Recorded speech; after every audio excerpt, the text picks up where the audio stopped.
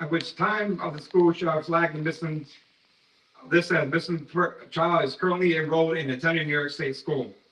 It shall notify the school upon receiving notification. Such shall immediately notify the statewide central register for missing children and the Division of Criminal Justice Services. The school district will provide all information in its possession to the division that can assist the division, law enforcement, and all agencies collaborating in search of a missing child and finding a child's whereabouts and relevant to the child's safety and well-being. As set forth 3C of the statute, information provided to only and solely be dismantled. The parties lawfully authorized and involved in the division to expedite the finding of a missing child, except for the information the division determined the device of the school district that could either jeopardize the investigation of the safety of a child. Any verified organization that assists law enforcement or families are to have a signed consent form, like I stated earlier, allowing the organization to gather information from the public, schools, and law enforcement if needed to find a missing person. All information is kept only between an organization and law enforcement, not the public, during an ongoing investigation. Between organization, school, and law enforcement, we must come together when a child is missing. August 28, 1963, Dr. Martin Luther King stated, "I had a dream." Today, March 24th, 2025, I have a vision. Every day a person goes missing. Every day a family struggles, not knowing where their loved one is at. From domestic violence to drug addiction to mental health to running away. At the end of the day, it turns into a missing person. There is no law that a family has to wait 24 hours to report a missing loved one, and every missing person should be taken seriously. There are some agencies that turn away missing persons. We know because we've been through it already, due to maybe over the age or have a history, and should not be judgmental. Hope Alive 85 is here to assist law enforcement and families to bring home their loved ones. I would like to take this time to thank the Suffolk County Sheriff's Department, Monticello Police Department, Port Jervis Police Department, Middletown Police Department, and Liberty Police Department for allowing us to be a part of them and help them in any way we can, for understanding who we are and what we are working with. Time is critical. Every second ticks away. Our New York State Governor, I am asking you now, today, on March 24th, to allow us to have a one-on-one meeting with you so we can change some policies and facilities. Facilities need to be looked into. They need to see why these children are running away all the time. If it was your child, you would want the same thing as well, too. So here at Hope Alive Fire, we have a resource. Our politicians, our governor states that they're here for the child's safety. Where we are taking this time to offer you our resource to help you in facilities and schools and law enforcement with a free program that's called Team Prevention. It's been helpful with us. It's been successful with us so far. And we hope we can continue working with law enforcement and all other agencies throughout the rest of our career. I'd like to introduce Mr. Mike Schiff. He's the Suffolk County Sheriff's Department. Thank you, Mike, for being here. Would you like to say anything?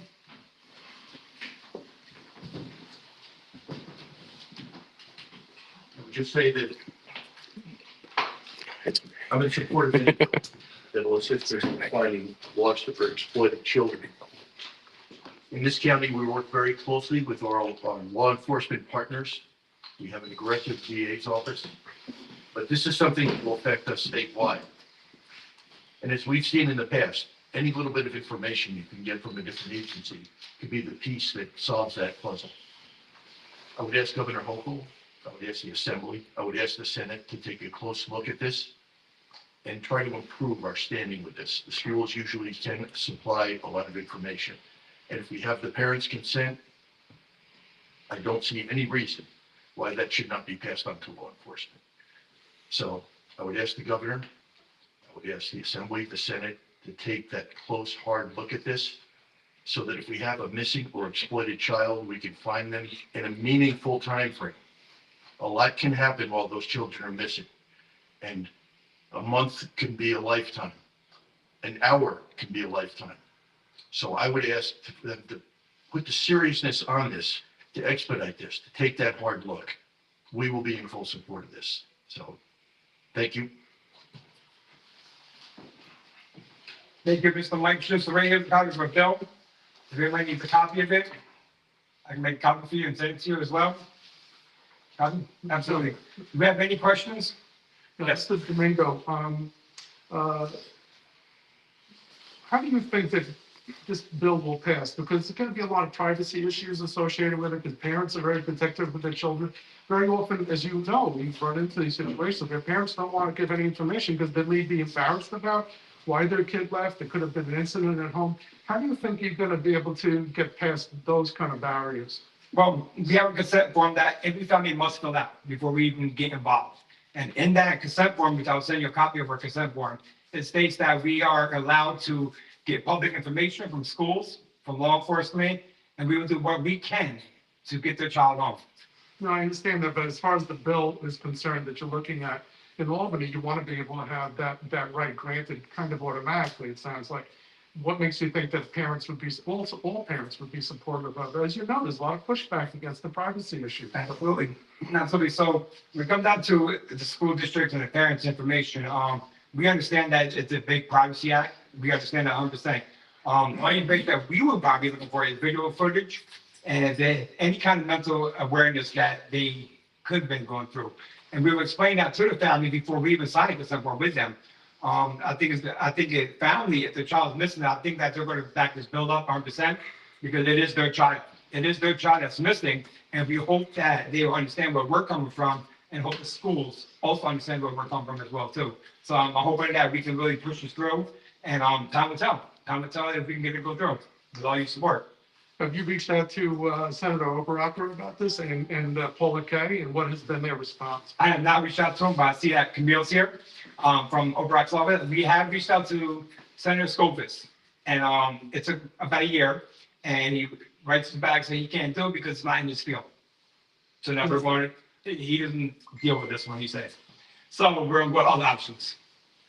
Why do you think there's going to be pushback from, like you said, from James Scopus? Why do you think there's pushback from him about this? I mean, you would think that everybody, generally speaking, would be on board with this. So why do you think there would be any kind of pushback?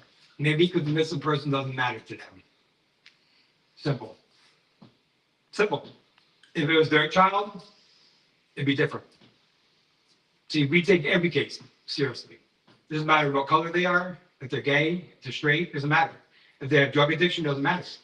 Everybody should take it seriously because, like I said, if it happens to them, it's a different ballgame. And we've seen that. My last question is, why do you do this? Why? Because I have the heart for it. I have the passion for it. I started doing this 2017. I was a private investigator. Shanice Harris was my first case. So I grew up bond with the family, and I see the hurt that they go through. See, I would never know how they feel because I'm not in the shoes. I would want somebody like my team to get out there and help find a missing child. You know, and law enforcement is backed up. You know, with the Belway Forum, which is ridiculous. You know, they're backed up too. You know, so we're their resource to help these families.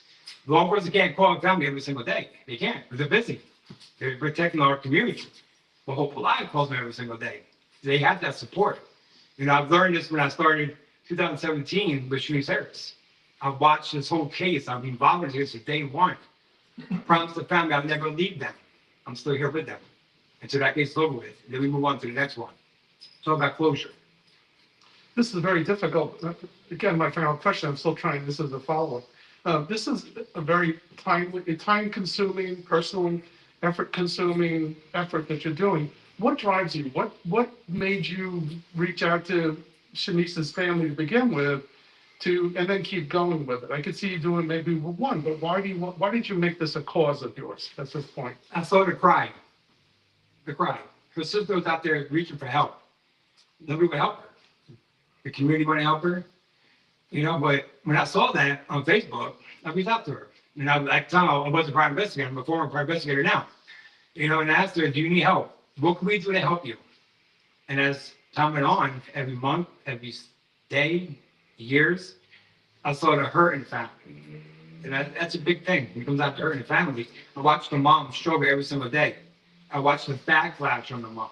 You know, people say, oh, who cares? That's what bothered me a lot. You know, then as more went down, more kids are going missing. More people are going missing. Joseph Help 1987, missing, no answers. Marvin Gibbs, Fallsburg, 1985, no answers. Matthew Russo, 2 years now, no answers. These families need help. These families need support. These families need people like us that's going to support them and be next to their side to this whole thing. That's why. And that's why I do it, because I have the passion for it. My team has a great passion for it. My team is one of the best I ever had. You know, they work 24/7. Our phones are 24/7. You know, and we are happy that we work with law enforcement because they know that if we're calling this for a reason. We're not gonna call them just say, hey, just for blah, blah, blah. And we're gonna call them for a reason. And we're gonna assist them the best we can to help them as well too. We're all in this together. Thank you. You're welcome. Any other questions? Hello, Camille, thank you for coming. Well, that would be it. We thank everybody. We always support us. We hope that we need a community come together. We need a community come together as one big family. So we are the bridge. We are the bridge that could combine law enforcement. We're in the middle. That's what we are on both sides. So we help law enforcement, we help the families. So we all come together. A lot of missing people can be found. Thank you.